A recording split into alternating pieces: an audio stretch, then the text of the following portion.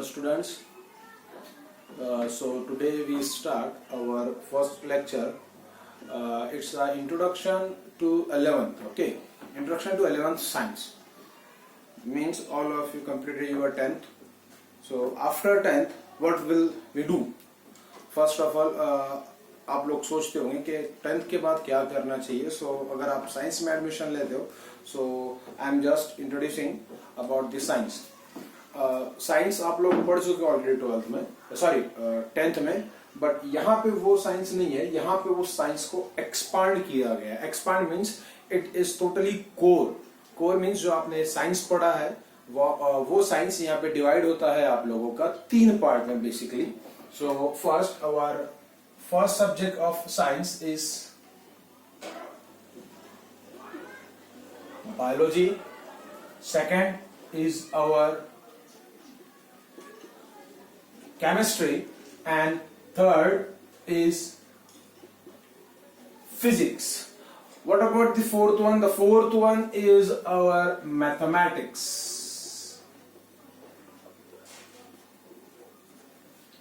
Mathematics, it is also a branch of science, but it is totally different. These 3 subjects, biology, chemistry and physics, these are the main core subject of science. Okay, biology means in which we have 2 subjects, means every subject, biology, chemistry and physics, having two subjects or two papers, as well as mathematics also having 2 subjects or 2 papers. So first biology जो है आप लोगों का, मैं आपको यहाँ पे एक छोटा सा डिस्क्रिप्शन दूंगा, सिर्फ ज्यादा नहीं, इंट्रोडक्शन है. तो बायो, केमिस्ट्री और फिजिक्स और मैथमेटिक्स चारों के लेक्चर्स हमारे अलग अलग होते हैं, लेक्चरर्स अलग अलग होते हैं, बट मैं आपको एक छोटा सा बेसिक इसका एक इंट्रोडक्शन दूंगा. बायोलॉजी मीन्स स्टडी ऑफ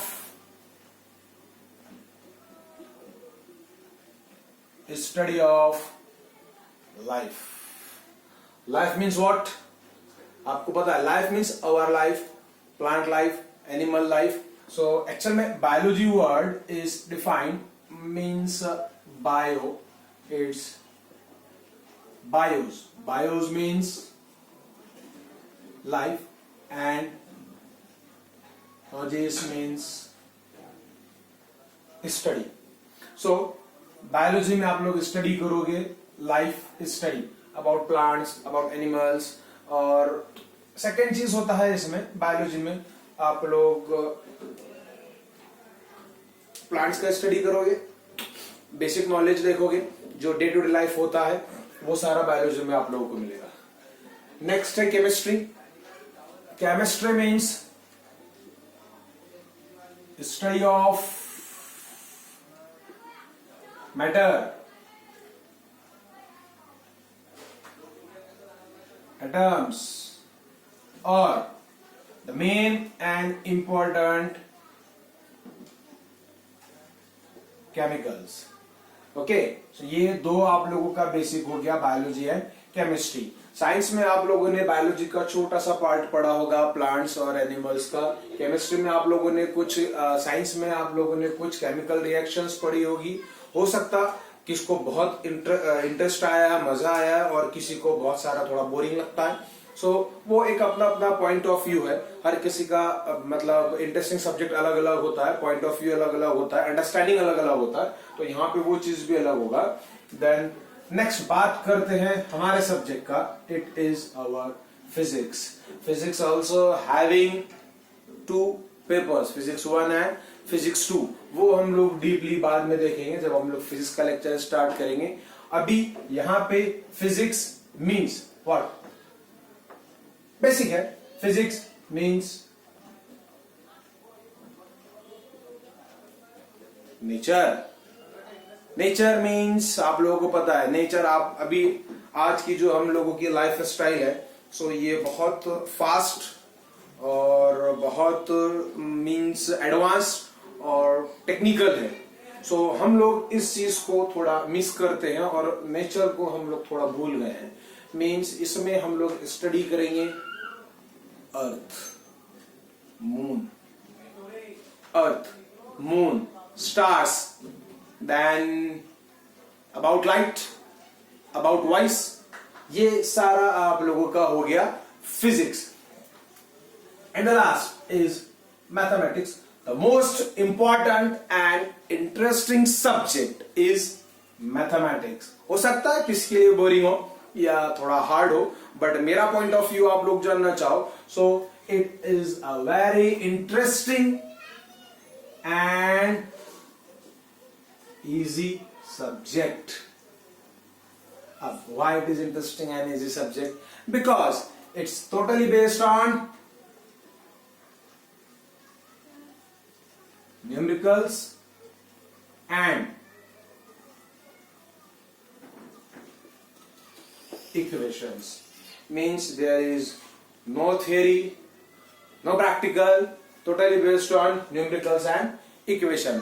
यहाँ पे भी आप लोगों के दो पार्ट हो गए, एक फर्स्ट एंड एक सेकंड. आप लोगों ने 10th में 2 आप लोगों ने पार्ट्स पढ़ा होगा, अलजेब्रा एंड ज्योमेट्री. यहाँ पे अलजेब्रा और ज्योमेट्री से ही मिक्स है. यहाँ पे आपको ट्रिग्नोमेट्रिक मिलेगा, यहाँ पे आपको एक्सपोनेंशियल मिलेगा, यहाँ पे डेरिवेटिव, इंटीग्रेशन, बहुत सारे डिफरेंट पार्ट्स है. इंटरेस्टिंग है. सो ये सब्जेक्ट आप लोग, एक चीज और, बहुत सारे स्टूडेंट्स को ये लगता है कि 11th में या 12th में आने के बाद मैथमेटिक्स थोड़ा सा हम लोगों के लिए हार्ड होगा, कॉम्प्लिकेटेड होगा. सो ये जस्ट आप लोग जो रूमर्स सुनते हैं, रूमर्स पता है ना एक्चुअल में, तो वो रूमर्स आप लोगों को बहकाते हैं कि भाई मैथमेटिक्स आप ना लो. सो यहाँ पे मैथमेटिक्स आप नहीं लोगे, तो अगर ये नहीं लोगे तो ये 2 सब्जेक्ट के न्यूमेरिकल्स आप लोगों को नहीं आएंगे, या आते भी हैं तो बहुत डिफिकल्ट हो जाएंगे आप लोगों के लिए, और इसके वजह से आपका परसेंटेज थोड़ा सा लो होगा. हाँ, अब बहुत सारे टीचर्स हो गए, स्टूडेंट्स हो गए, पेरेंट्स का बोलना है कि भाई हम लोगों को मेडिकल में जाना है, सो मेडिकल के लिए मैथमेटिक्स जरूरी नहीं है. ऑफ कोर्स जरूरी नहीं है, बट ये 2 सब्जेक्ट तो जरूरी है. It's an important. सो ये 2 सब्जेक्ट के लिए आपको ये पढ़ना पड़ेगा. और रही बात कि ये बोलते हैं कि मैथमेटिक्स लेने से परसेंटेज कम हो जाएगा, सो भाई अगर आपको मेडिकल जाना है तो मतलब मेडिकल में जा रहे हो, आप डॉक्टर बन रहे हो, मतलब आपका ग्रास्पिंग पावर, आपका नॉलेज अच्छा है, ज्यादा है. सो फिर ये सब्जेक्ट से आपको कोई इफेक्ट नहीं पड़ेगा. राइट? ओके. अब ये तो हो गया आपका साइंस. बट आपको साइंस लेना क्यों है? हम लोग साइंस में जाना क्यों चाहते हैं? सो बेसिक है, साइंस में आने के बाद हम लोगों के पास, फॉर एग्जांपल एक काम करते हैं, हम लोग को एक रोड से जाते हैं, एक रोड आ गया, मेन रोड से जा रहा है, मेन रोड से जाने के बाद हम लोग को एक स्क्वायर मिलेगा, चौक जिसको बोलते हैं, चौराहा जिसको बोलते हैं. लाइकवाइज ऐसा यहां से आप लोग गए, यहाँ पे एक सर्कल मिलेगा, यहां से आप लोगों को 4 लेन, ये ऐसे लाइंस मिलते हैं.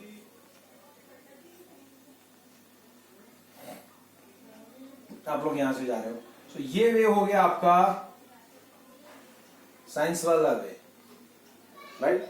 इस साइंस वे से जाने के बाद आप लोग यहाँ पे पहुंचोगे. यहाँ पे आने के बाद आप लोगों के पास ये भी रास्ता है, ये भी रास्ता है, ये भी रास्ता है. मीन्स हम लोगों के पास तीनों वे खुले हैं. अभी 3 वे है कौन से? पहला आता है हम लोगों का मेडिकल, दूसरा आता है हम लोगों का इंजीनियरिंग, और तीसरा आता है हम लोगों का आर्ट्स बाय कॉमर्स. अब ये आर्ट्स एंड कॉमर्स मीन्स ये हो गया आपका बिजनेस एडमिनिस्ट्रेशन, ये हो गया आप लोगों का अकाउंटिंग एंड बिजनेस और फाइनेंस. मीन्स यहाँ पे आर्ट्स में आप लोग ये स्टडी करोगे कि बिजनेस कैसा करना है, उसके बाद आप लोगों को थोड़ा हिस्ट्री मिलेगा. And next commerce means it is totally based on finance and accounting. Okay, so ये दोनों भी आप लोगों का जरूरी है. अगर आपको इसमें जाना है, नो प्रॉब्लम, कोई डाउट नहीं है, साइंस लेके भी आप लोग इसमें जा सकते हो. But if we choose arts and commerce, so ये 2 रास्ते आप लोगों के लिए कैंसल होता है. मीन्स हम लोगों के पास इंजीनियरिंग और मेडिकल का कोई भी चॉइस नहीं है, ऑप्शन ही नहीं होगा. सो ये भी खत्म करते हैं. हम लोगों को जाना है अभी साइंस की तरफ. ओके, तो साइंस में मेडिकल है और इंजीनियरिंग है. हम लोग ये भी नहीं देखते हैं, ये आपको पता होगा क्या करना है क्या नहीं करना है. सो अब यहाँ पे साइंस हम लोगों का डिवाइड होता है 2 पार्ट में. अगेन साइंस से आप लोगों को किधर जाना है? अगर आप लोगों को मेडिकल जाना है, नो प्रॉब्लम. अगर आप लोगों को इंजीनियरिंग जाना है तो इसमें भी कोई प्रॉब्लम नहीं है. थर्ड होता है आप लोगों का गवर्नमेंट जॉब।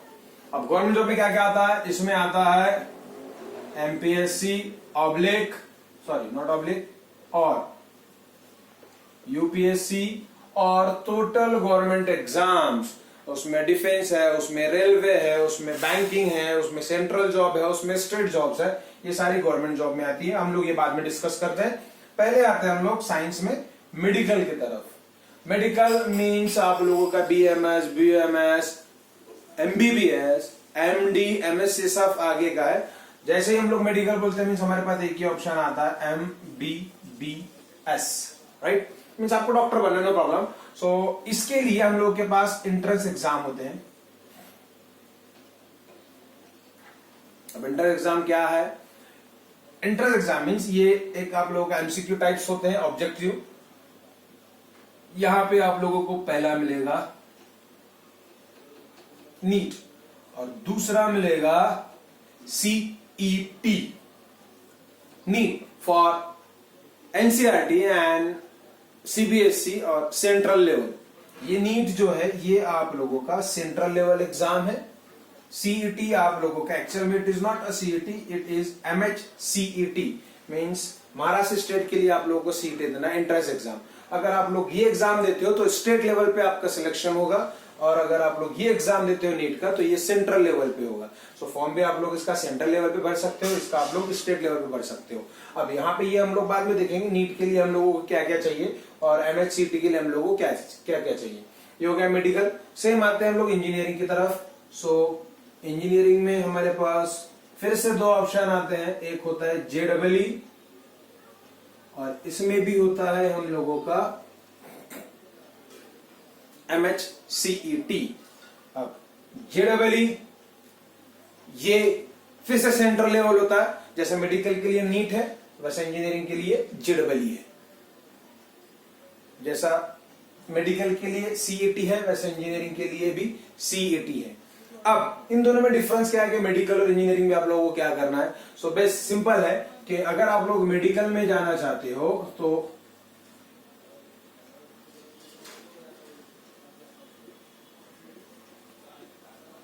अब अगर आपको मेडिकल में जाना है तो मेडिकल के लिए हम लोग के पास 3 सब्जेक्ट होते हैं, physics, chemistry and bio. Engineering के लिए आप लोगों के पास 3 होते हैं, physics, chemistry and mathematics. Means अगर आप लोग मेडिकल में जाते हो तो मैथ ऑप्शन जो है आप लोगों का ये सब्जेक्ट नहीं होता है entrance exam point of view के हिसाब से। स्टेट बोर्ड में आपको मैथमेटिक्स रखना है, वो होता है। ओके, सिर्फ आप लोग जब एमसीक्यूज दोगे या नीट और सीईटी दोगे तो उसके लिए आप लोगों को स्टडी करना है फिजिक्स, केमिस्ट्री एंड बायो। इसके लिए मेन सब्जेक्ट होता है आप लोगों का बायोलॉजी। 100 मार्क का बायोलॉजी होगा, 50 मार्क का फिजिक्स, 50 मार्क का केमिस्ट्री। ये सीईटी के लिए बता रहा हूं। ओके, सेम नीट के लिए भी सेम है, PCB, physics, chemistry and biology. 45 mark का होता है आप लोगों, सॉरी 180 मार्क का होता है आप लोगों का फिजिक्स, 180 मार्क का होता है आप लोगों का केमिस्ट्री। ये हो गया दोनों मिला के आपका 360, और 360 मार्क का होता है आपका बायोलॉजी। मींस टोटल नीट के लिए आप लोगों के पास होते हैं, नीट के लिए हम लोगों के पास मार्क्स है 720, और एमएचसीटी के लिए आप लोगों के पास मार्क्स वो जो भी है आप लोगों को एमएचसीटी के लिए भी मिल जाएगा, बट यहाँ पे हम लोगों को कंसंट्रेट करना है सिर्फ नीट के लिए। ओके, सो नीट के लिए 720 मार्क्स है, 180 फिजिक्स, 180 केमिस्ट्री एंड 360 आप लोगों का बायो के लिए। ओके, नेक्स्ट सेम आते हैं हम लोग इंजीनियरिंग पे। सेम वही है, पैटर्न भी वही है, सिर्फ इतना है कि यहाँ पे फिजिक्स, केमिस्ट्री के अलावा बायो रिप्लेस होकर आप लोगों का मैथमेटिक्स आ गया। मतलब इंजीनियरिंग में आप लोगों को स्टडी क्या करना है, मैथ का। फिजिक्स, केमिस्ट्री दोनों आप लोगों के लिए कंबाइन होते हैं। सो ये एक बेसिक आप लोगों का साइंस का इंट्रोडक्शन था। इसके बाद नेक्स्ट लेक्चर जो होगा या नेक्स्ट जो रहेगा हम लोगों का वो रहेगा introduction to physics. Okay, so students, अगर आप लोगों को इसमें कोई भी डाउट हो about career, your career, about admissions, about coaching, about subject, या फिर आप लोगों को अगर कोई कुछ कंसल्ट करना है, आप लोगों को अगर कोई डाउट है सो आप लोग कंसल्ट कर सकते हो हमारी क्लास पे, as well as we have our website, आप लोग उस पर जाके भी करते हो। जब आप लोग वीडियो देखोगे तो डिस्क्रिप्शन में आप लोगों को मिल जाएगा कि आप लोगों को कौन सी साइट पे विजिट करना है, नंबर्स आप लोगों को मिल जाएंगे। और अगर कोई डाउट रहा तो आप लोग डायरेक्टली क्लास पे भी आ सकते हो, टेलीफोनिक कर सकते हो, या फिर आप लोग विजिट कर सकते हो हमारे साइट पे। ओके, अगर आपको इस रिगार्डिंग कोई भी डाउट होगा तो। Okay, bye students.